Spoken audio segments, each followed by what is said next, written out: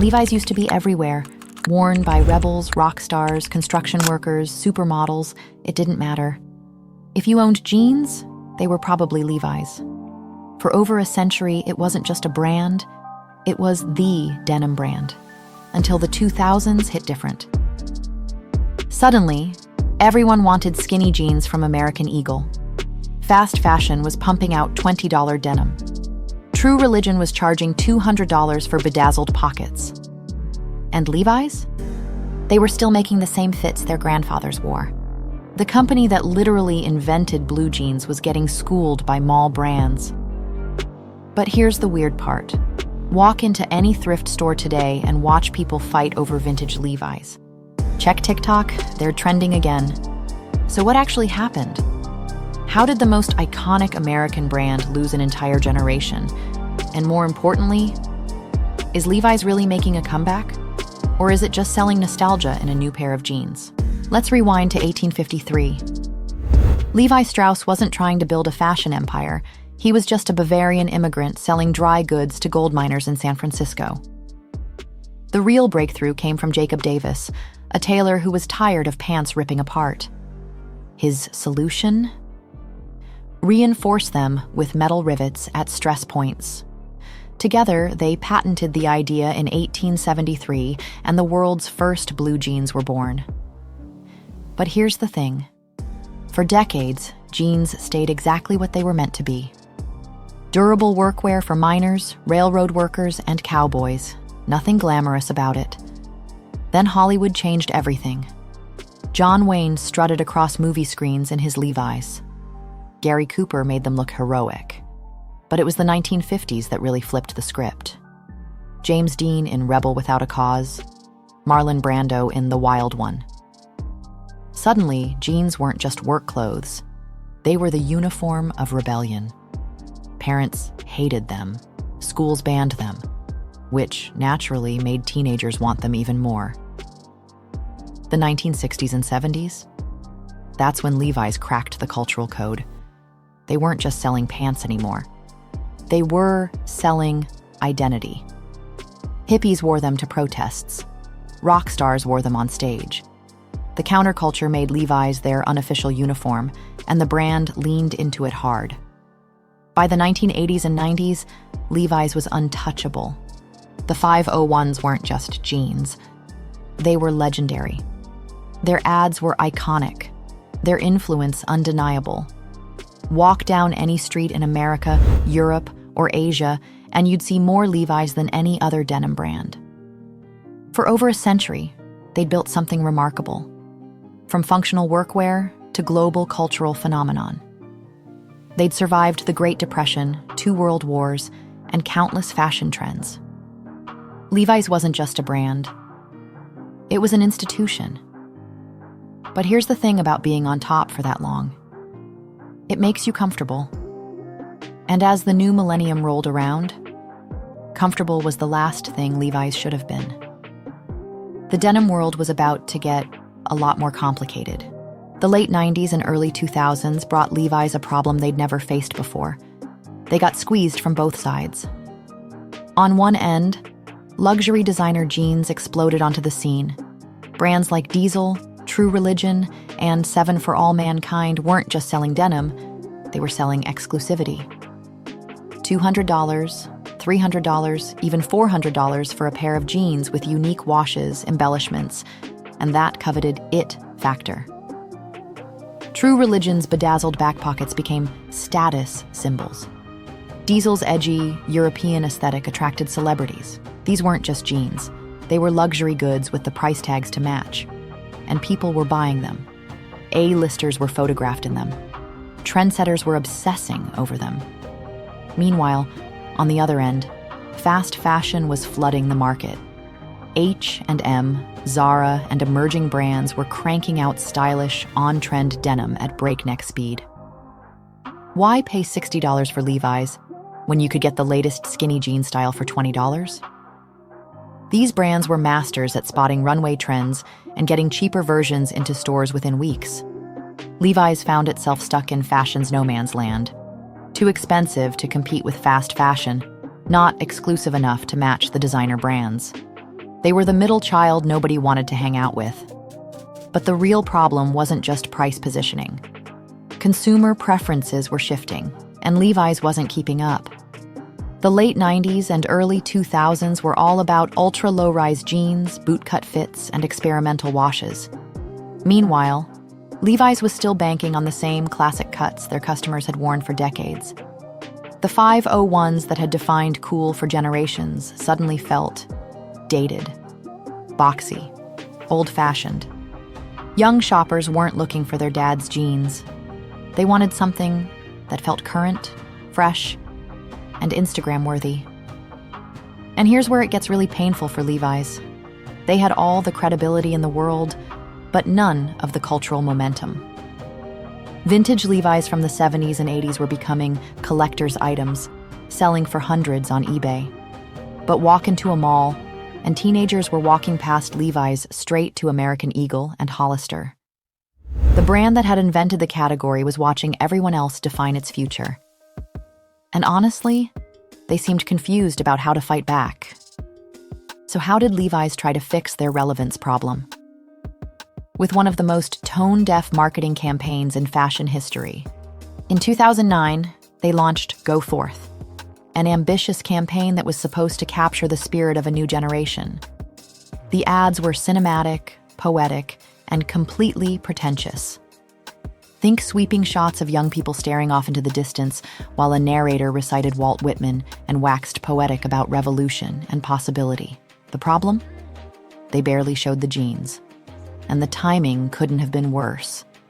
The campaign dropped right after the 2008 financial crisis, when young people were drowning in debt, facing sky-high unemployment, and feeling left behind by the system. Levi's wanted to sell optimism and grit, but to many, it came off as tone-deaf, romanticizing struggle while sidestepping reality. One critic perfectly captured the backlash. Are you a young worker stuck in a dead-end job, or lacking one entirely in a horrible economy? Don't worry. Throw on a pair of Levi's and you'll be ready to rule the world. Despite pouring millions into the campaign, it had zero impact on sales. Consumers weren't buying the message, and they definitely weren't buying the jeans. While Levi's was busy making tone-deaf ads, longtime customers were discovering an even bigger problem. The jeans themselves were falling apart. For decades, Levi's had been legendary for their thick, durable denim that aged beautifully. But as the company moved production overseas to cut costs, something fundamental changed. The fabric felt thinner. The stitching was weaker.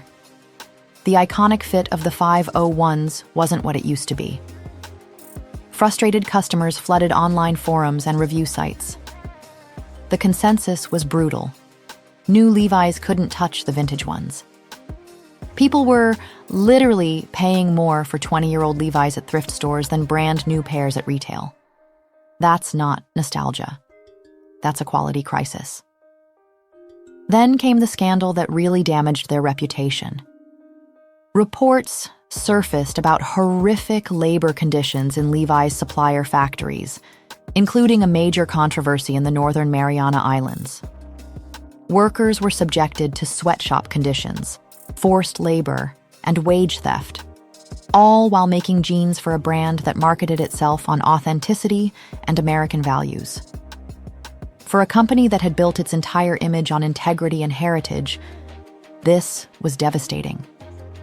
Was Levi's classic Americana just marketing fiction? Were they exploiting workers while selling stories about rebellion and freedom? By the early 2010s, the damage was undeniable. Sales had dropped by nearly 1/3.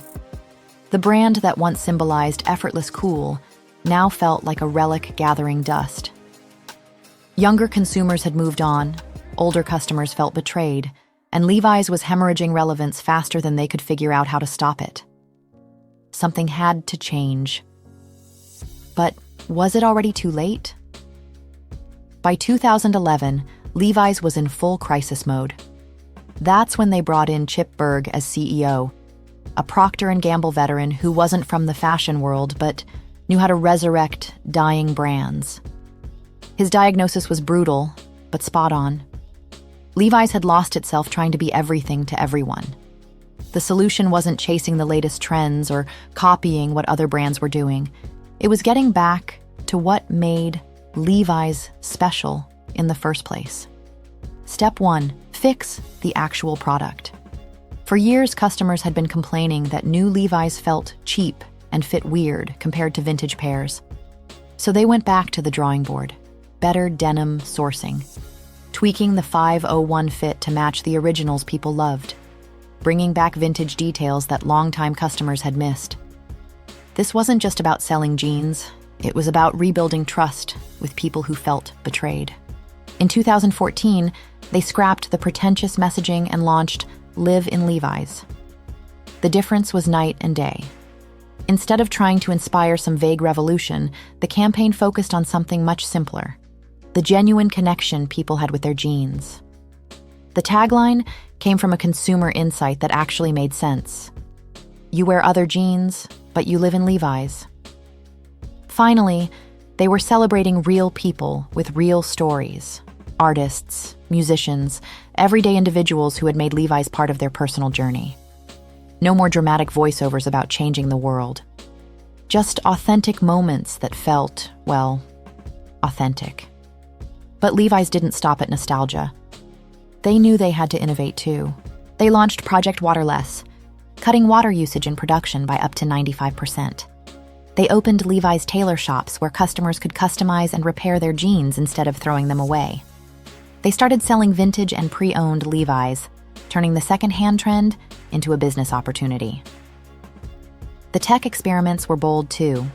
They partnered with Google to create a smart denim jacket that let you control your phone through the sleeve. Heritage craftsmanship, meeting cutting-edge innovation, showing they weren't just looking backward. By the late 2010s, the turnaround was undeniable. Sales were growing again. The brand felt cool and relevant for the first time in years. Fashion magazines were featuring Levi's in shoots. Celebrities were wearing them again, not ironically, but genuinely. The ultimate proof came in 2019 when Levi's went public again, returning to the stock market after 34 years as a private company. It was a bold statement. We're not just surviving anymore, we're thriving. But going public also meant facing new pressures. And the 2000s and 20s were about to bring challenges that would test whether Levi's comeback was real or just another temporary high. First, ultra-fast fashion went completely insane. Brands like Shine and Temu weren't just cheap. They were producing new styles in days, not months. AI-driven trend forecasting meant they could spot a viral TikTok look and have knockoffs in production before the original creator even knew they'd started a trend. Meanwhile, sustainability wasn't just a nice-to-have anymore. It was an expectation. Gen Z consumers were demanding transparency, ethical labor practices, and real environmental action, not just marketing buzzwords. But here's where things get interesting. In 2024, Levi's caught lightning in a bottle again, thanks to Beyoncé. Her song, Levi's Jeans, became an instant cultural phenomenon, and Levi's didn't waste the moment. They dropped a limited edition collection inspired by the track that sold out in hours. For a brand built on moments of cultural rebellion, this was proof they still had that magic touch. They doubled down on collaborations that actually made sense. A high-fashion partnership with Gucci blurred the lines between luxury and casual wear. Streetwear collabs with Supreme and Stussy kept them relevant with younger consumers. They even ventured into digital fashion, selling NFT jeans and virtual clothing for gaming avatars. But behind all the cultural wins, there's a harsh financial reality. After a solid 2024, Levi's just announced they expect revenue to drop 1% to 2% in 2025. They're considering selling off Dockers to focus on core denim and their Beyond Yoga acquisition. The plan? Double down on what they do best while expanding beyond just bottoms to become a head-to-toe denim lifestyle brand. Their latest weapon against ultra-fast fashion? On-demand manufacturing. Instead of trying to predict trends months in advance, They're betting on being able to respond quickly while maintaining quality and reducing waste. The question now isn't whether Levi's can survive. They've already proven that. It's whether they can keep leading in an industry that moves faster than ever, where cultural moments last days instead of decades, and where being sustainable, innovative, and profitable all at once feels nearly impossible. Fashion never waits for anyone, not even the brand that invented it. So what do you think? Is Levi's current comeback built to last? Or are we watching another cycle that ends with them scrambling to stay relevant again? Drop your thoughts in the comments. Have you noticed Levi's everywhere again, or does vintage still hit different than the new stuff? Thanks for watching, and see you in the next one.